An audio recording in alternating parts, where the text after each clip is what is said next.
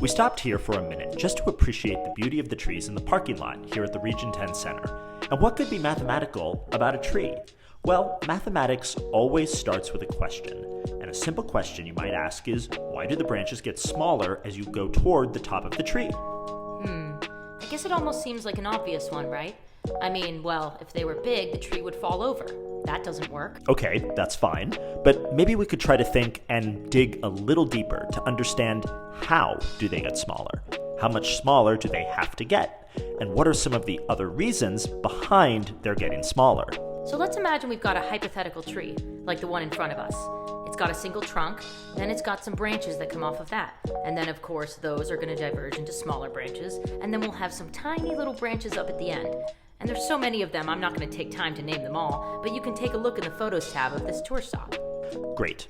We know that there's a lot of reasons why the branches have to get smaller, but what's the one that could possibly be related to the branch's function, the thing that they're actually doing for the tree? What happens in those branches? Well, we know that there's photosynthesis in the leaves, and that's going to create nutrients for the plant. But there's other nutrients that it needs that it gets from the ground, right? Yup. So there's some nutrients down here, and there's some nutrients being created up here, and they've got to mix through the whole tree. They've got to be transported.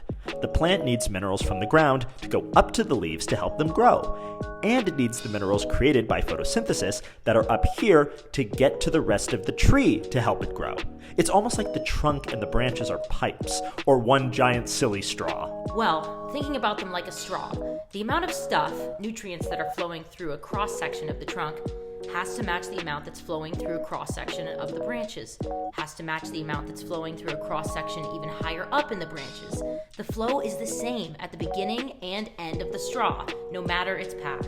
So the total amount of material flowing through here at the base is equal to the total amount of material flowing through here at the tips is equal to the total amount of material flowing through here in the middle. It's all the same. And since there are so many branches up higher, they need to be smaller so that they can still add up to the same amount. Right! And there are even more branches up higher, and those branches have to be even smaller still, just little twigs, because otherwise there's not enough capacity in the trunk to handle all of the materials coming from the branches. It's not exact, there are other things going on, but you can use this principle to get a pretty good estimate of the diameters at any level of a tree. Pretty neat! Maybe I'll have to go get some straws and try out how it feels to be a tree.